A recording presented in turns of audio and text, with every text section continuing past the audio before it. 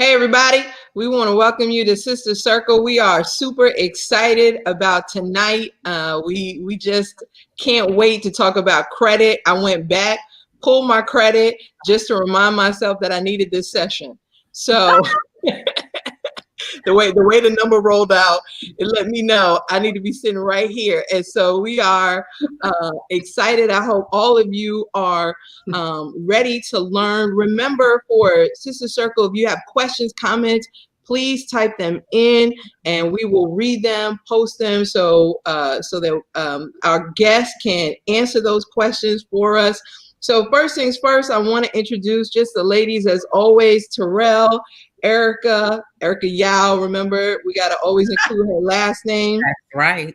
Erica Yao is here with us as always. Ametria. And then our special guest is Diana Lewis, and she's from BBVA Bank. She is the VP of the North Dallas District Workplace Solutions Officer. And so we're excited just to have her here. So we want to thank you, Diana, for agreeing to be a part of the Sister Circle today. And so I know you have a presentation. I'm going to pass it along to you. But throughout, guys, we're going to ask questions. So like I said, put something in the chat and we'll get it to Diana. So Diana, I'll pass it over to you. Thank you. Good evening, everyone. Thank you for that introduction. So just a little bit more about myself. I've been with BBVA for 10 years. I've been in my current role for about 5 years, and I truly enjoy doing what I do. I get to go out and teach financial literacy with so many different topics, and I get to, take the bank outside of the bank. Credit is something that is so important. And for me to be able to share some of this information with you, it's pretty exciting. And so, some things you're going to hear, you're going to say, oh, I already kind of knew that. But then you're going to hear things that you're like, oh, wait, I didn't really think about that. Or I didn't, I have to go back and check, like Kelly was saying, where's my credit score at right now? And what's on my credit report. So to start, we are going to be talking about credit scores and the reports, two different things. So, of course, your credit can have a big effect on your financial life. Your credit report provides a snapshot of your financial habits, and financial institutions, cell phone companies, credit card companies, and others use to get a sense of your credit worthiness, right? These days, you can't even get a cell phone without having good credit. Understanding how credit scores and reports work will help you keep your finances healthy and help you achieve your financial goals, such as buying a home, leasing a car, or paying off debt.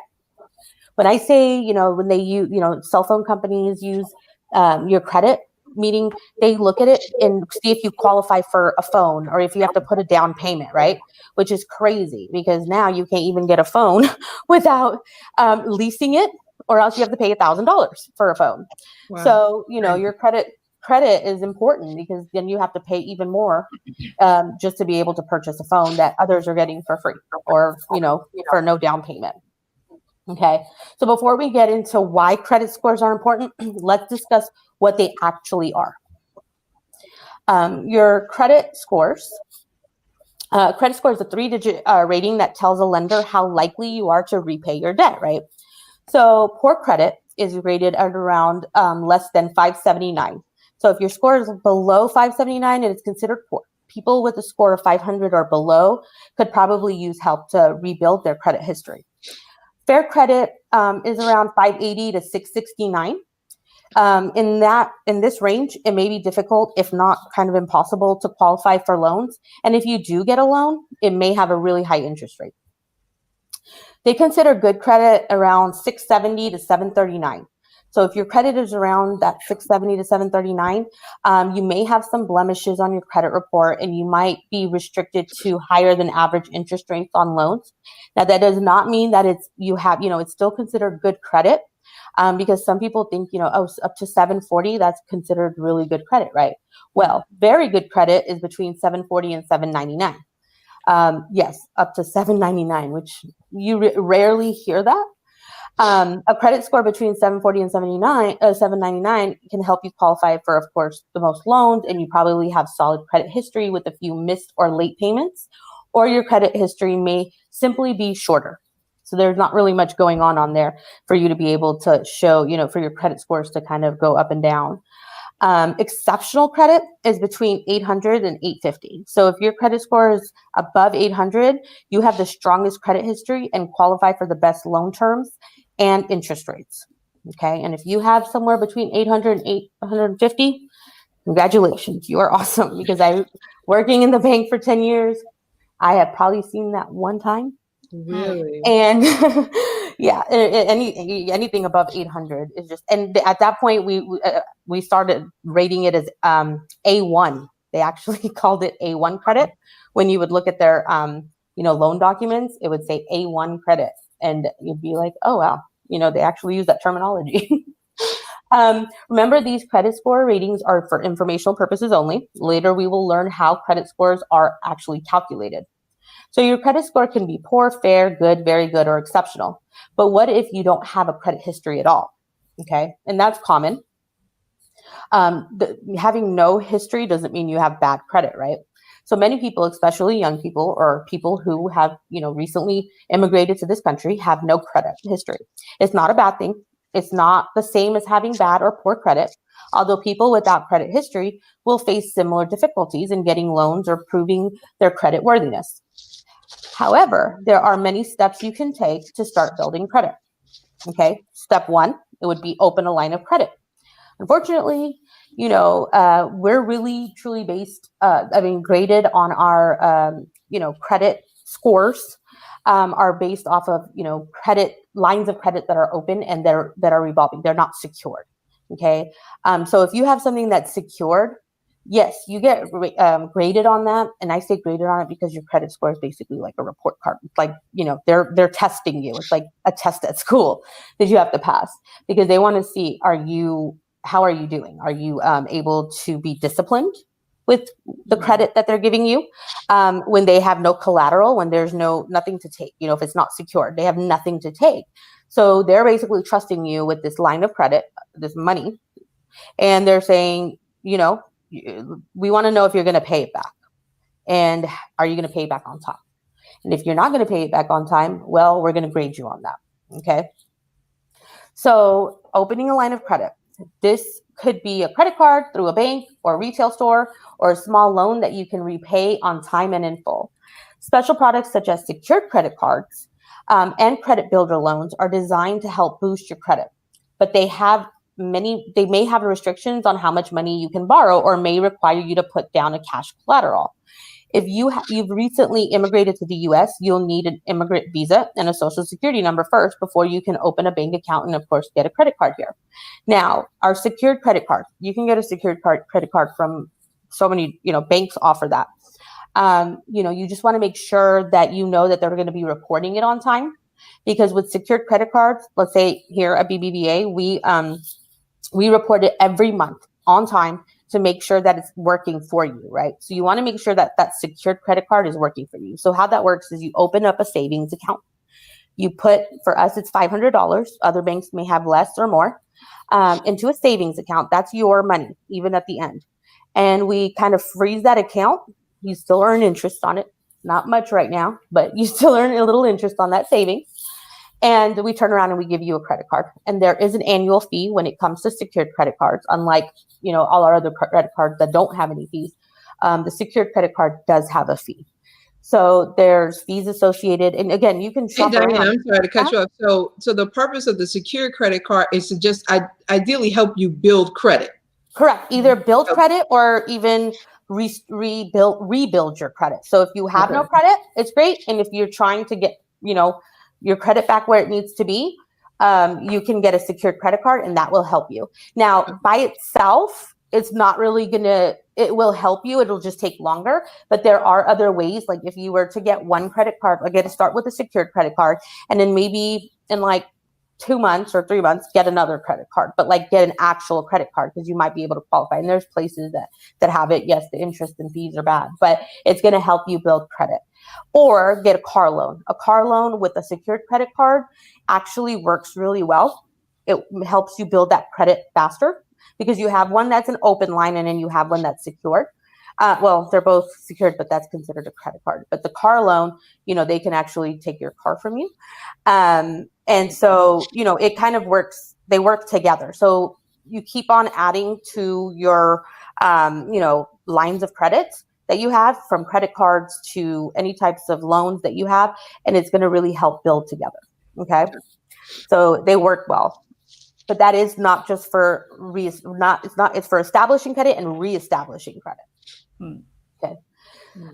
Step 2 would be request that your payment history be reported. So if you pay your rent and utilities on time, you can request that your landlord or utility company report your positive payment history to the credit bureaus. However, remember that your landlord or utility company is not required to do so, even if you ask. There are situations where, so when I was doing my mortgage, I had paid down a lot of my credit cards. And so I needed them to, report it really quickly. I was like, I need you guys to do this like fast. And so I called and I requested that they do that, and they did. Most of it was credit card companies. Now, it made a huge difference because my score just jumped. Like, it went from when I paid down those cards, it just jumped. But they were able to do that, especially because I was doing a mortgage. So you can make that request, because sometimes they take so long to report things. Like 3 months later, they'll report that you paid something down. Okay. Now, step 3 is an optional, and it all depends. But step 3 is to open a joint account. Again, it's optional. You may request a family member or friend with good credit to co-sign on a loan or credit application. But remember that your actions will also affect their credit. Also, make sure joint accounts are reported to the credit bureaus. Okay. And we're going to talk about joint accounts a little later and how they're a little iffy. So we'll talk about that. Oh boy. Yeah, a little You say joint bit. credit card accounts. Well, it's not joint credit card only. It's joint credit. So like opening, like if someone needs to co-sign Like on a car loan, on a car loan or like a personal loan or something like that. And again, we will discuss that. That's a whole topic on its own. Oh man. About co-signing. Yes. Lord, let's talk about it. What? Yeah. That's a little bit. It's a little, yeah. Step 4, pay all your bills on time and in full. Never miss a payment. If you think you're about to miss a payment, contact the creditor and work out a plan, especially right now with COVID. As if you notice, when you sign in to pay anything at this point, there's always a little alert on top. Take advantage of that alert. If you're not able to pay that credit card, if you're not able to pay something, make sure you let them know, or else they're going to report you. And anything late being reported really, really, truly hurts you. And we're about to discuss that as well. Okay. But please, especially right now, take advantage of that little click here if you need assistance. Because you do not want them to negatively report you. Okay. Personally, I think they should just let everyone not be late, but especially with the year we're having. But at least they gave us that option. Mm-hmm. Question, Diana. So say for instance, you run into those types of credit cards where they report like every 2 weeks. So like say for don't judge me. So say for instance, they're reporting like every 2 weeks. So I'm pretty much scared to like use my credit card because like I'm noticing that I've like completely paid one of them off, right? And I'm waiting, like, okay, I'm waiting for y'all to say I've, paid it completely off. But then I turn around and let's just say, for instance, I have to use it for whatever reason. I use it and then they come back. They don't ever report that I paid it off, but they come back and say, well, guess what? You got a balance. Those are a little hard to, So what I would suggest is this something that you're using like to help build credit or rebuild credit? Yes, I'm helping to trying to help build up my credit. Now, see, I haven't used it also in the past, I'm gonna say 6 months, right? But then they charge me this like $4 fee. So they never actually say I've completely paid it off. But every month when they get ready to report, they report that $4 fee. And I'm like, I ain't even that $4 fee. What's the fee? That is nothing to do with your usage, because it's $4. That's their fee. You should not be, being reported on a fee. That's stressful. That sounds really stressful for it to be 2 weeks. Yeah. No, that you might want to look into another card. Honestly, because I'm like, that just sounds like a very stressful situation. It is because I paid it off, and then it was like, and then you're like, I need to use it in order to help gain, build my credit. But then if I use it, y'all are reporting me in the negative. No, that is not. Yeah, I would start looking. We cut that card up. We not. That sounds. No. I mean, I'm like, wait a minute, y'all tripping. Like waiting to that next month come. You're like, okay, they finna report that it's zero balance. But instead, they report that $4, and I'm like, what are you? They wrong for that. I haven't even had to pay the $4. It's literally like within a day, and it's due the next month, and they reporting a $4 balance. And that $4 gonna cost you like 10 points. Like it's it goes down. It's like they should not be charging you interest on that $4. If they are, shame on them. See. All right, so I need to you need to get rid of that. And that's only that one that does that, and I'm just like, No. That's weird. that's odd. That's off. I haven't heard that. I mean, I get the $4 fee. Like, I have one credit card that I paid off, and then they came back at me, and they're like, "You're late," and I'm like, "For what?" Their annual fee, and I was like, "Okay, bye." Like, I'm closing you right now. I don't even know where my card is. I paid you out. But no. Every month, that just sounds crazy, and it's really, really stressful. Because I mean, that's not working for you. That seems like it's working against you. At that point, maybe every other month it works for you because the way they're reporting it. But every other month they just don't like me. They like $4. No, that just sounds like they want to, make that $4 and add it up. I have somebody who's asking a question. Can I go ahead and ask it now so that I won't forget? They're asking, do mortgage lenders look at positive reporting of rent and utilities? Mortgage lenders, they look at they mostly kind of go off your FICO, which is they look at everything. So everything's looked at. When it comes to rent, that's showing, you're paying things on time. That is considered some type of lending as well. But honestly, mostly things like credit cards and lines of credit are what they truly look at, because you have outstanding bills, you have, those are really the main focus. And we're going to go through that as well as like what they actually consider.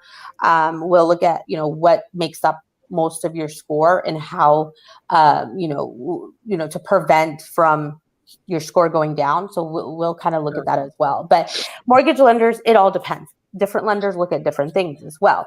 So some may kind of just push that to the side and not really look at it, like medical, let's say, they're not really going to look at that. But they want to, it's just, they're looking to see if you're reliable, right? But a mortgage is something they can take from you, like the house, they can, again, take from you. So honestly, when it comes to rent, I don't think it's going to be a big issue. I think they look more at, again, open lines of credit or your credit history when it comes to loans and credit cards and auto loans, things like that. So I wouldn't be too worried about on the mortgage side when it comes to like utilities and rent. But I wouldn't stress myself over that when it comes to mortgages. But again, different lenders look at different things. So different mortgage companies. All right. Thank you. Any other questions? No? Okay. So now, so how does your credit score affect your daily life and ability to achieve your financial goals? We're going to take a look at a scenario about a tale of two friends. Their names are Anna and Bella. Okay. Now, Anna and Bella have been friends since middle school.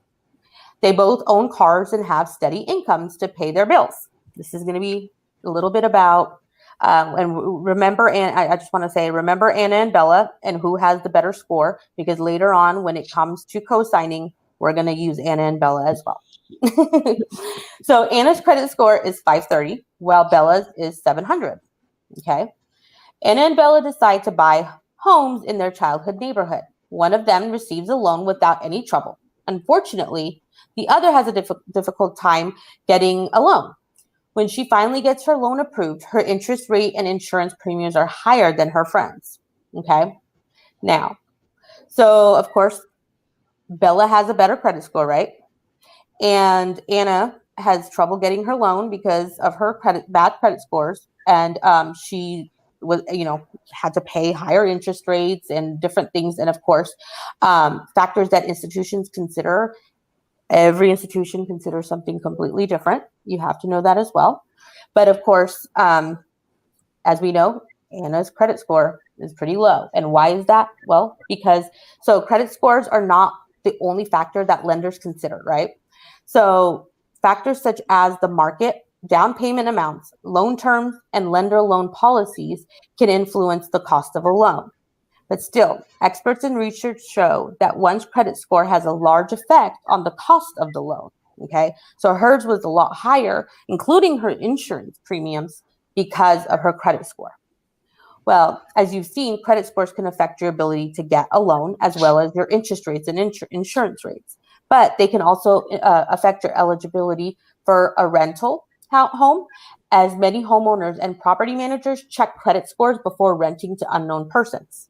Okay, your credit score can have an impact on many areas of your life, such as getting a car. Your credit score is taken into account for any auto loan if you buy a car.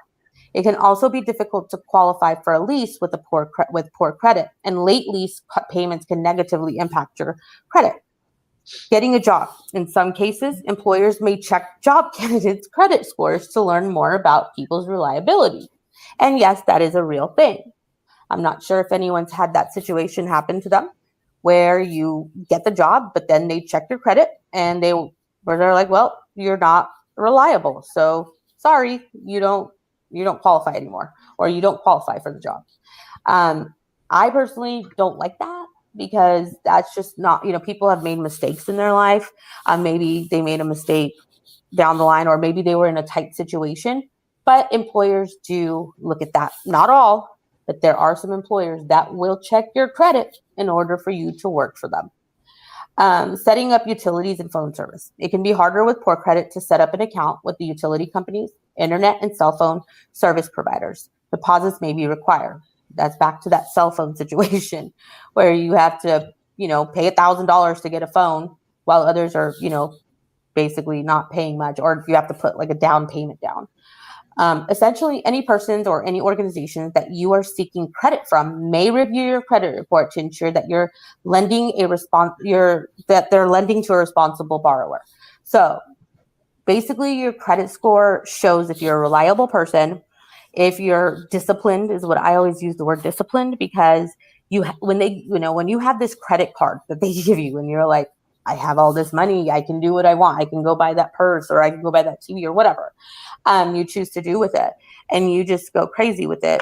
And I'll give you an example. I was 18 years old, and I did find a credit card that my father had opened and added.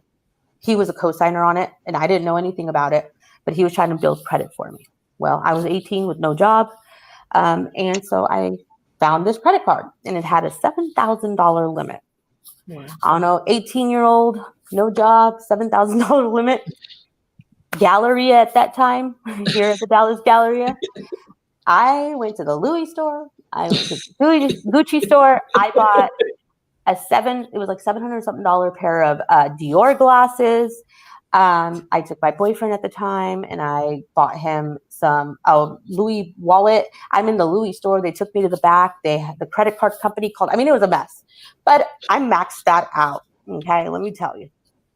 And I was so scared, and that thing stuck with me for a long time. Okay, It took me so long to correct that. Why? Because that one mistake I made when I was 18, it stuck with me for about 10 years.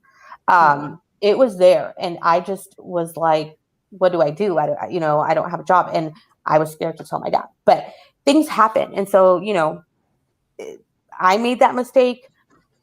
I hope nobody else makes that mistake. And now I'm teaching about it, which is funny. But again, things happen, right?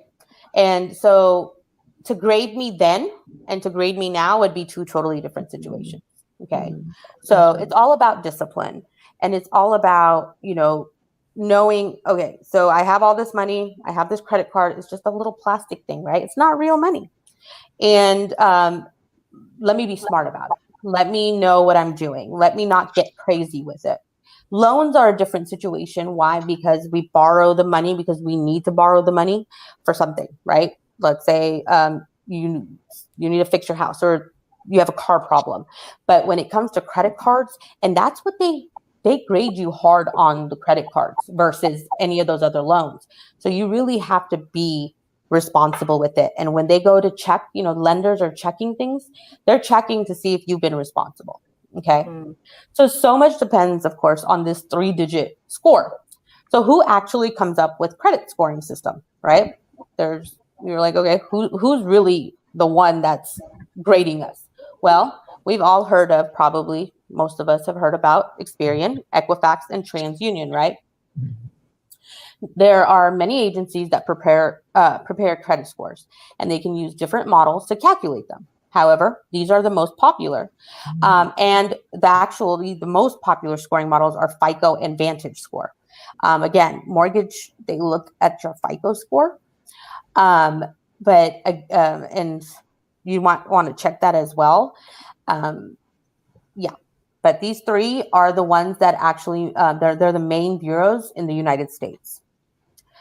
They, along with lenders, use their own version of the FICO or Vantage credit scoring models. The bureaus keep track of your credit history separately, okay? So it's a good idea to utilize each one. If there are large variations or discrepancies among the reports, you should get in touch with the bureaus to figure out why. Credit scores may also be different depending on the financial product that you're applying for. For example, mortgages may yield a different score for you than if you were applying for a credit card. So again, there's that difference. So they look at different things for mortgage applications, okay? And again, your FICO is something you should also look at. And then it's really good for you to check on all three of the credit bureaus and what they're reporting. And we're going to go into kind of detail on that as well. So how are credit scores calculated, right? This is the fun part. Now, as mentioned earlier, different credit bureaus calculate your credit score in different ways. So for now, let's focus on the FICO score. While the bureaus do not disclose the exact methods or formulas they use to calculate your score, we do know the general factors that they consider, okay? The most important factors that affect your credit scores are your payment history and the amount of debt you owe, okay? These two factors can affect as much as 65% of your score calculation, okay? So about 35% of your credit score is your payment history. That includes looking at whether you or not you pay your bills on time. Do you always pay at least the minimum amount? If you do, then you're in good shape. If you make even one late payment, though, it will likely have a negative impact. That's why it is so important that you always pay your bills on time and pay at least the minimum amount, so that you can avoid any type of, your score getting affected by that. And again, we all think, okay, well, if I pay that minimum payment, that, let's say it's $25, your minimum payment. Well, $20 is going to the interest and $5 is going to the principal, right? But when you pay that $25, let's say that's your minimum balance, at least you're securing yourself and you're safe from being reported as late. And then whenever you can, make an additional payment if that's what you need to do to help pay it down. But again, that 35% of the calculating the credit score is payments if you're paying on time. That is to me, that's huge, because that's what they truly look at. And as I said before, take advantage of those COVID signs that are on your, anything that you sign into, because that will help prevent your score from going down. So now you see how it's important, how much of an importance that paying your bills on time has, because even one late payment is truly going to hurt you. Okay, so now about 30% of your credit score is determined by the amounts you actually owe. It depends on the following two factors: how much you actually owe on your credit card or loans. Owing money doesn't necessarily mean you're a risk to lenders. The most important thing is showing that you make regular, on-time payments towards your debts. By the way, if you are an authorized user on a credit card or have authorized someone else on your own credit card, their payment history will affect both individuals, the card owners and the authorized users' credit scores. More on sharing credit will come a bit later. That's the fun part, like I said. What percentage of your available credit are you using? Typically, people who are using less than 30% of their total available credit would be a lower risk for a lender than people who are using 90% of their available credit. Simply put, maxing out your credit card can negatively impact your credit score. So that is one rule, is about, using less than 30 to 35% of your available credit is not going to have a negative effect on your your credit score. And then they look at length of history. The length of your credit history makes up about 15% of your credit score. The longer your credit history, the more information a lender has about your repayment habits and reliability. People with a short credit history, even if it's steady and good, may be at a disadvantage because lenders may consider them to be a higher risk. So it's important to build and maintain good credit early. I will give you an example of a customer I had when I was actually a banker many, many moons ago. Guy has an amazing credit score, okay, high, like almost in the 800, like really, really high. He needs a personal loan. Well, he got denied. And let me tell you something. This man has he was perfect credit score, right? But why did he get denied? Well, he didn't have really any credit history. Okay. So there was nothing there. He had, I believe, a mortgage, but that's secured. So it's not really something that, yes, it's huge, but at the same time, there's nothing for them to grade him on. So he didn't really have much history there. There was nothing active. There was nothing showing that he had going on. So even with that amazing credit score, he got denied because there was nothing for them to look at. So we don't know if he's reliable or not. We just know he has an awesome credit score, but we don't know, how he does. Like, he doesn't have any credit cards. How are we going to know how he handles a loan or a line of credit? I know it's weird, but that's what they look at. It's basically like school. It's like your grades, your GPA. They look to see how you've been doing and how collectively, how are you maintaining everything? Or even with someone first starting out trying to get a job, it's like, oh, you don't have enough experience. Yeah. Well, how do I get experience if I've never had a job? Exactly. Thank you for bringing that up. That is a really good comparison to this. That is a really good example. Because that's truly how it is. So they want you to start with credit cards. See, that's why they have a secured credit card, because guess what? With a credit card, they can grade you good, because again, you have this card with money on it that they gave you. If you don't pay it back, what are they going to do? Right? They can't come take your stuff that you bought. They can't. They couldn't come get my Gucci wallet and my Louis wallet. My $700 glasses that I had. But they could just report me. And now, after that, I couldn't get much. I had to build things. I couldn't get, a phone, or I couldn't do this. So that's how you get punished. But again, that's really how they grade you. The credit cards are what they love. And like store cards, retail cards are okay. I'm not crazy about them because their interest is high and sometimes they have hidden fees. But they can get you with those, if you open it today, you get 30% off, or, here's some rewards. Mm-hmm. But at the same time, they're like, interest is high. So I say for people who apply for like the retail store cards, I would say that's just something that you're going to buy anyway. So you just use it. and then pay it off as soon as you get it. Even when you're trying to build credit, I would say, when you get it, like let's say you get a secured credit card, right? Because you're trying to build credit.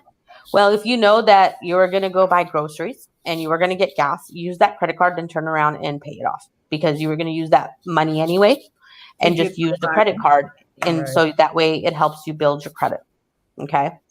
But again, store cards, I'm okay with them, but I would say those are things like if you get a Macy's card, you're going to buy something anyway, just pay it down or pay it off. And it's going to help your credit. But I wouldn't depend on their interest, because it could be really high. Okay. So credit scores are extremely complex, right? And your actions, oh wait, I missed one part. Sorry. New credit and old credit. Let's talk about that. Sorry about that. So we talked about 15% of your credit score. That's your credit history. New credit. So new credit, or credit that you've recently applied for, accounts for about 10% of your credit score. So each time you apply for new credit, a lender runs a check on your credit score, right? And it just temporarily decreases your score. So like we say, does it ding, is it a ding on my credit report? When you apply for a credit card? Yes. If you apply for a loan, yes, you get dinged, as we say, on your credit card. And some people have, great things put in place where they get notification if their credits ran. There's, so many different options in technology these days where you can set up alerts. So whenever your credit gets checked or ran, you can actually get notified to make sure there's no fraud. Obviously, you want to make sure that. But I will tell you, some credit card, and I've seen it happen to me, and I was just confused on what's going on.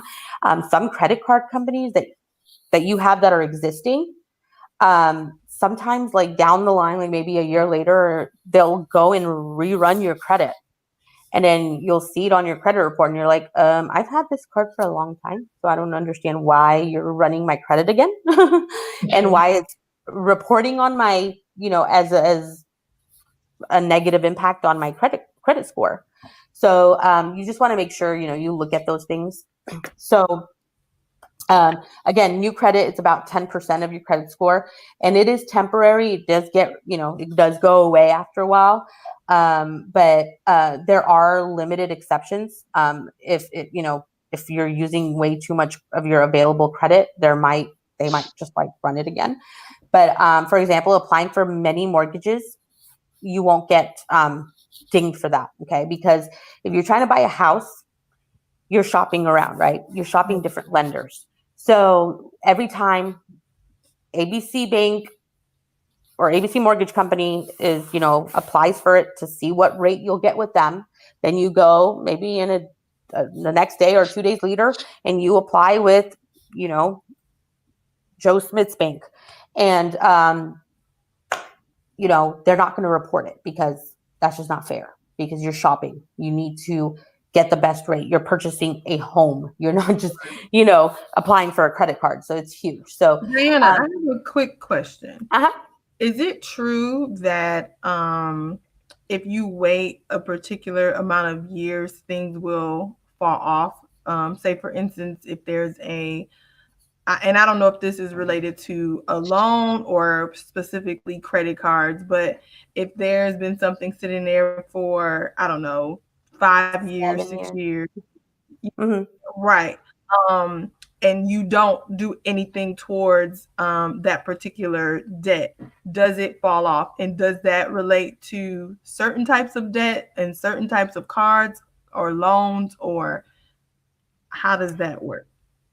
And we will go over that as well. But yes, 7 years, and again, we'll go over that, but 7 years is the timeline that usually things will fall off. Pretty much any negative impact except bankruptcies. But yes, that is true. And again, we'll discuss it, and it'll give us some more time frames. But there are things that are not in here that I know are to be true, which is restarting that clock. Right. There's rumors. Some say yes, it does, and some say no, it doesn't. But from my experience, it has. And it could be that particular lender let's say whenever that I had that wonderful $7,000 credit card, instead of 7 years, it took 10 years, because at one point I did attempt to pay it, but then I realized it's not getting, they're going to keep it on there for a long time. And they were just constantly negatively reporting and reporting it as new when I hadn't used that card. Mm-hmm. So it all depends on the lender. And it all depends on, where it got sold to, because a lot of credit card companies will sell that debt to a collection agency, and then it'll constantly get sold. Like, it keeps going. Like, it'll get from one collection agency to another collection agency to another collection agency, and it just keeps going. And it's like, does that when it starts? I'm not sure if that's when it starts, but again, like, it restarts the clock. But then again, some people say, which I don't know if that's true, some people say if you pick up and they hear your voice and you actually talk to them, supposedly that starts the clock. But I don't know if that's true. Yeah, I'll have to get clarification on that, but there's so many rumors out there about that. But again, 7 years is usually, most reliable banks and things like that, they will drop it off most likely 7 years, like the credit. It should come off your credit report. But again, things get sold. So it all depends on how aggressive that collection company is, because there are some aggressive collection companies out there, and they take their job really seriously. And so they will find you. I don't know if you guys have seen that movie. What was it called? The Girl with the Green Scarf. It's a really funny movie. I have to get the name of that, but it's hilarious. And she's maxes out all, she's like, it has an addiction with, to shopping, and the credit collection guy has been like stalking her for like so many years, and then he like actually shows up in person, and she does everything she can to avoid him, and it's pretty funny. But he keeps trying to find her, and she freezes all her credit cards because she's like, I can't do this anymore, and she puts them in like the freezer, and only for an emergency she would break it, and then she sees like this green scarf and she breaks it. So I mean, it's funny. I have to get the name of that movie for you guys, but pretty much everything we're talking about kind of relates to that movie. But there's some that take their job really seriously. So again, there's a lot of rumors out there, and there's, this can happen, or if you pick up the phone, or if you send them money, then it shows that they're not going to take it off.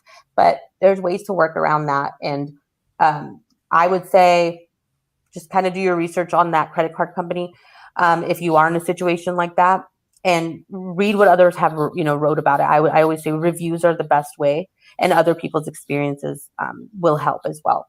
So if it's like not with a bank, and if it's with just, because there's so many credit card companies out there. Okay. Yeah. Now, types of credit, about 10% of your credit scores depend on types of credits you have. People with a mix of credit types, like a credit card, an auto loan, and a mortgage, may have slightly higher score than those with only one type. I kind of mentioned that earlier. Mixing the types of credit really does help to maintain a higher credit score, because they see that, okay, well, you're not just out here with a credit card and maxing it out and just using your credit card.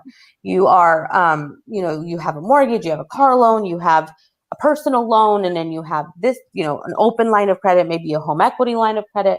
There's just so many different types, but having a mix does truly help. It makes about a 10% of your credit score. Okay. Now, credit scores are extremely complex, right? And your actions and everyday decisions can influence your finances. How about someone else's actions? Here we go. Can they affect your credit score? This is everyone's favorite part.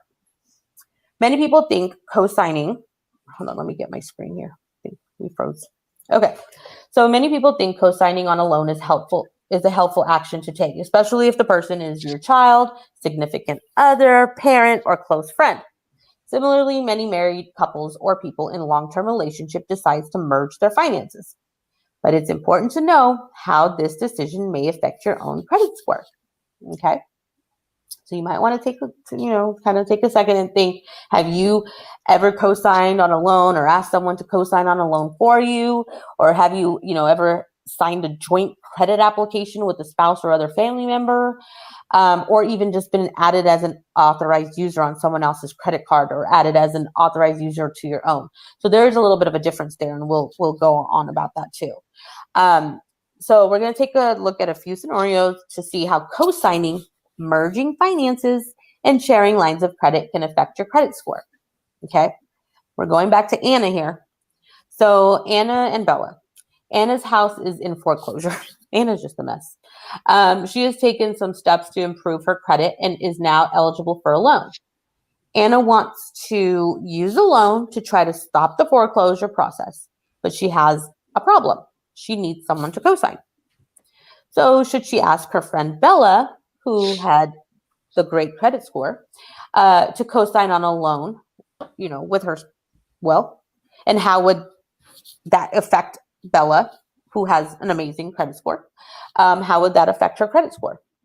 Well, oops, wrong computer. So yes, it'll affect Bella's credit score. It will initially affect Bella's credit score negatively because the new loan will show up on her credit report, right? It'll say, hey, she applied for a loan. Even if it's not hers and she's co-signing, it's still going to show up on her credit report. Now, when she co-signs on that loan, you are promising to repay a loan if the other person does not do so. That's the whole point of co-signing as well. For you, for them, it's, hey, you're helping me out. But for a lender, that means, hey, if this person who doesn't have such a great credit history or a credit score decides they're not going to pay it, it's all on you, buddy. It's all you.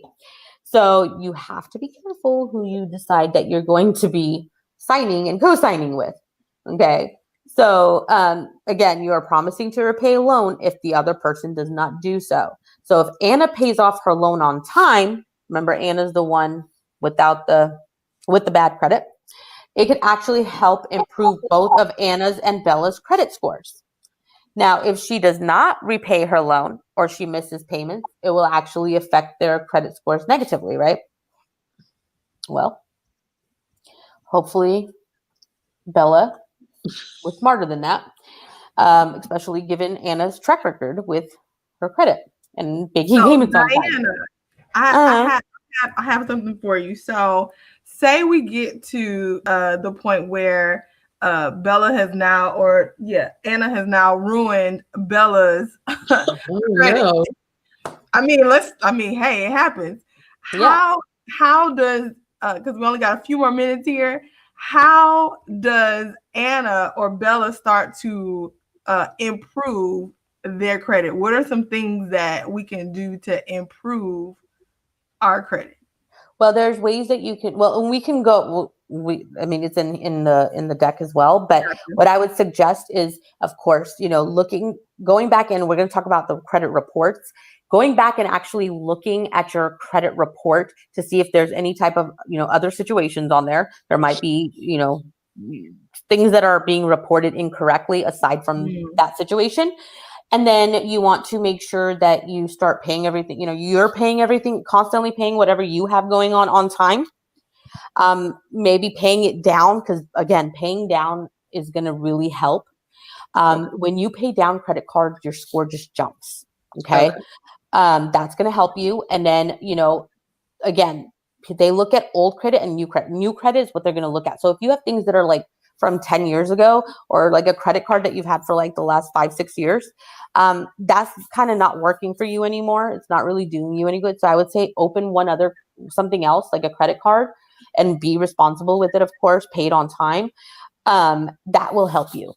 It'll be more of a positive effect. And then closing credit cards, kind of, does it help me? Does it not?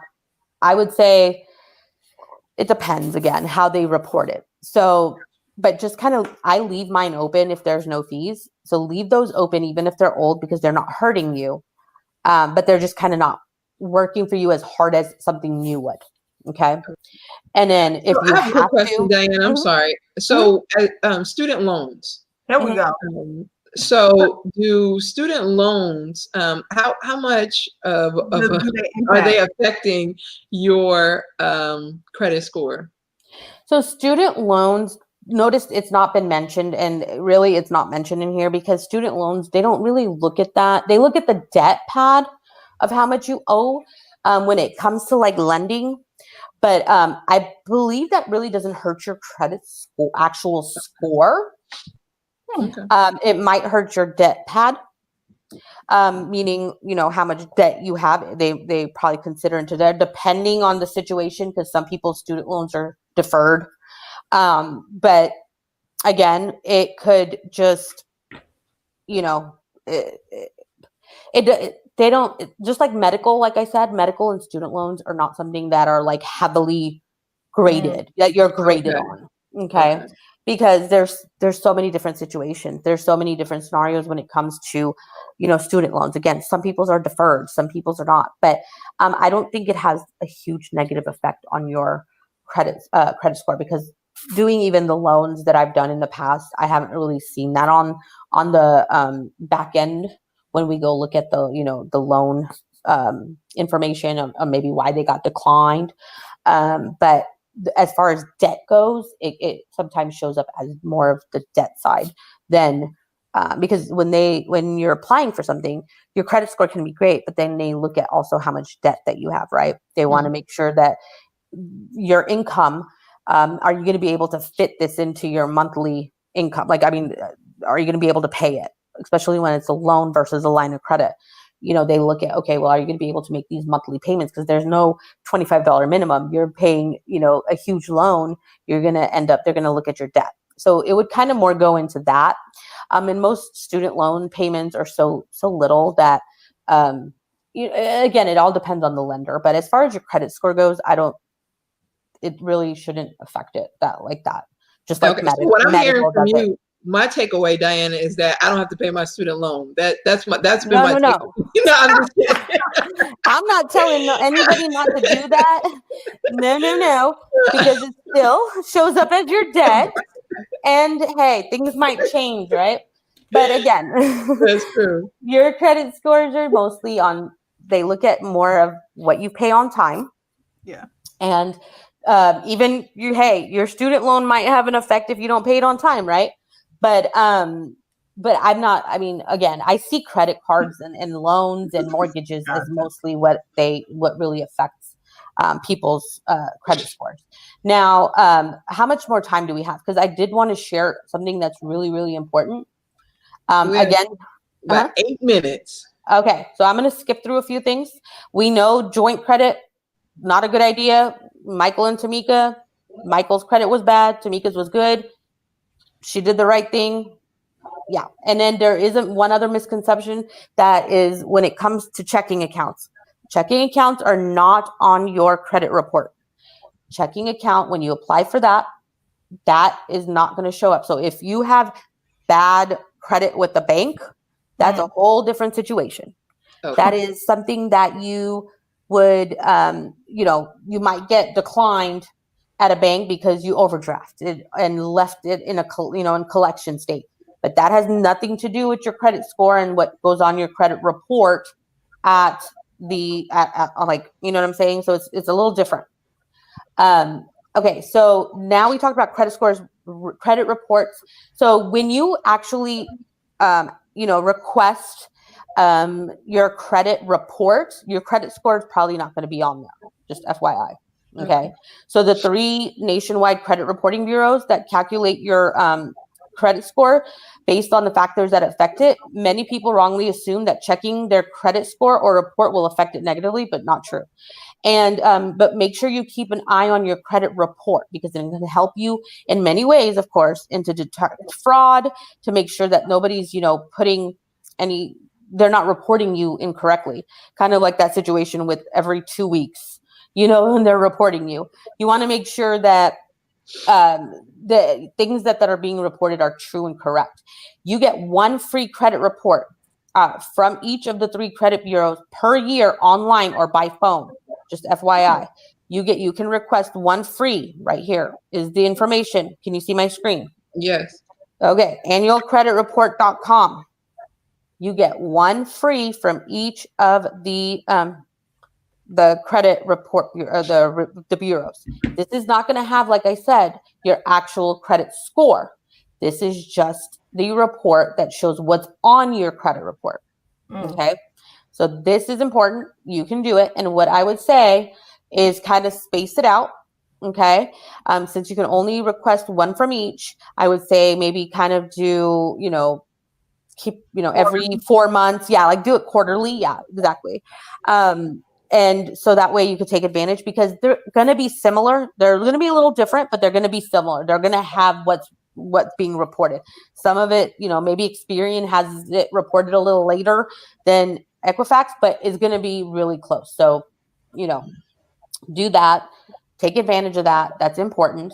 Again, in cases of reporting fraud, you want to make sure, and then if you apply for like a loan, or if you apply for something, and you get denied, they automatically send you something that has your credit score on it. Plus, you can also request another free report from whichever bureau that they used.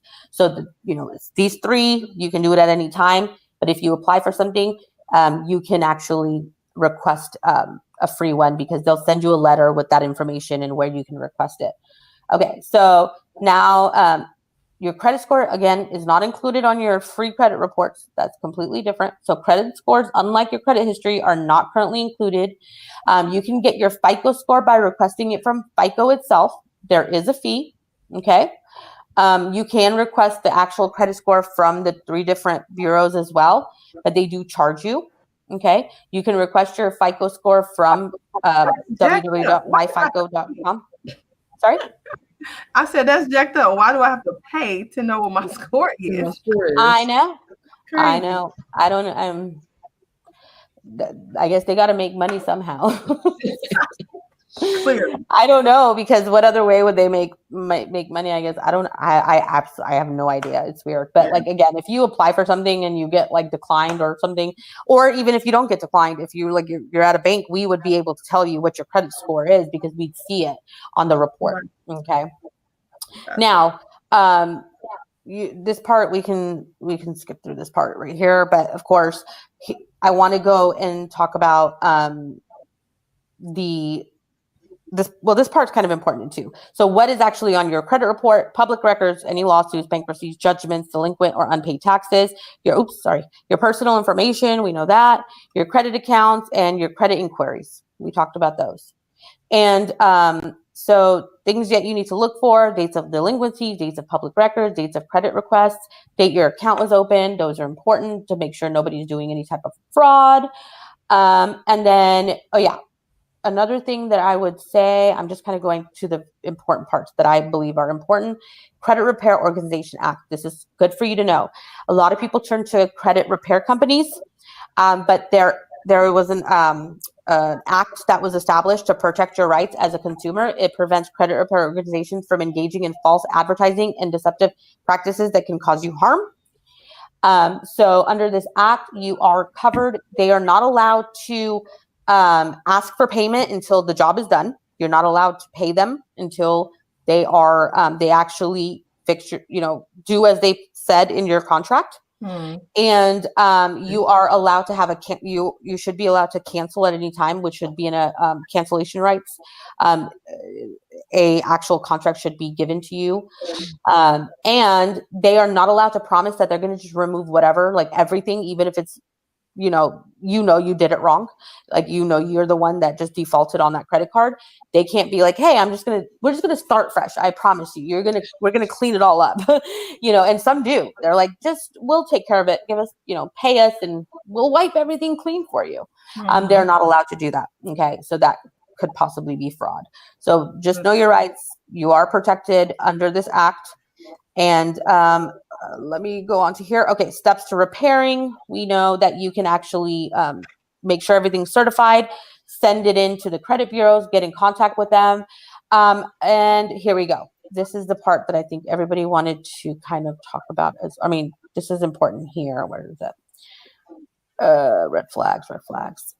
No. I'm trying to find where it says where they where things will be removed off of your credit report, which is, I know it's 7 years, okay, for your regular credit cards and loans like that. And then it's 10 years for bankruptcies and tax liens. I know that for sure. So to answer that question, yes, it takes 7 years for things to fall off of your, that's the norm, is the 7 years for it to fall off. And then I just really would have loved to find that part. Okay.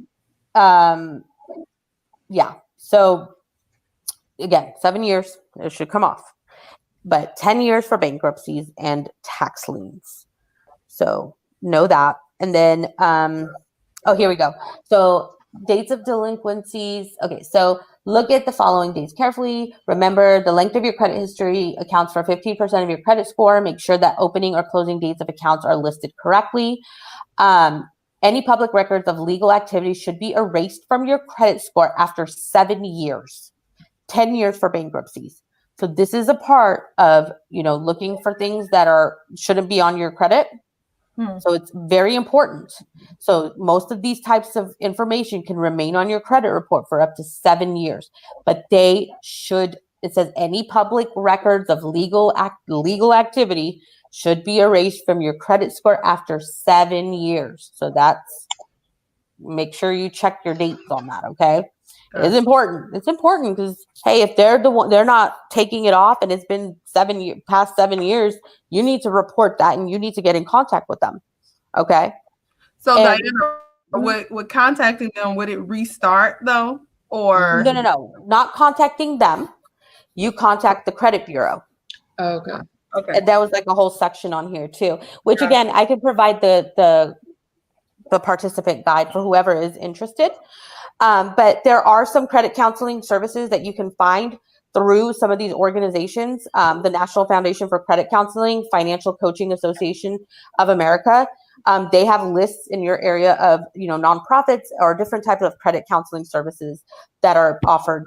Some may have fees, some probably don't. So just know, So let me see here. I just want to make sure I go through all the important stuff. And then here are some strategies to improve your credit. Use less than 30% of your available credit. Do not max out your credit cards. We talked about that. Pay your bills on time. Pay off your credit card bills each month in full if possible. Pay off your loans on time. Do not apply for multiple loans and credit cards at the same time. Make a financial plan or debt management plan to reduce your debt. Create and follow a monthly budget and review your credit report for accuracy. Okay. Very, very important. This is going to help improve it. If your credit's good already, that's wonderful.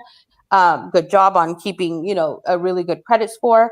If your credit is so-so and you want to improve it, just follow some of these the strategies that are on the screen. That should help you. Remember, paying on time. That is the key.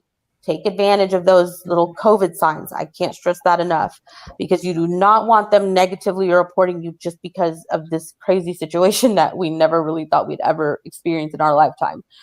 And so, just take advantage of that. So today, of course, you've learned the following. It is important to review your credit reports regularly. You can request them for free. Your credit score is a reflection of your debt management practices.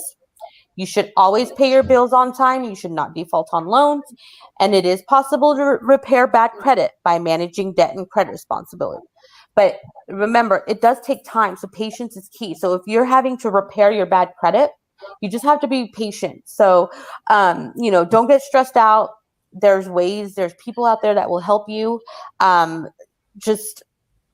Take it one day at a time, but it will happen. It is possible to have good credit, even if you've had bad credit right now. Okay.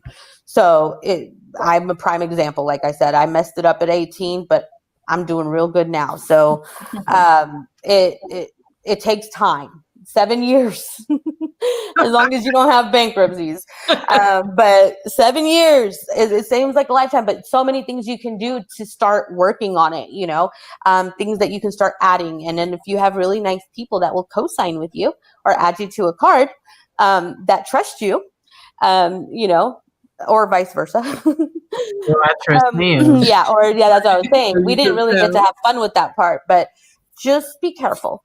And then, And that's all I really have. I was going to mention, we do have a special bonus if you need some extra cash for the holidays. BBVA does have a limited time bonus until the 27th, which is next week. You can get $200 just for opening one of our free checking accounts. You just get in contact with me and I will get it taken care of for you. You just have to get one direct deposit of $500 or more, and you would get a $200 new account bonus. And again, our accounts are completely free. And we do offer secured credit cards as well. So if you are interested in that, you can call me, text me, email me, however you feel comfortable.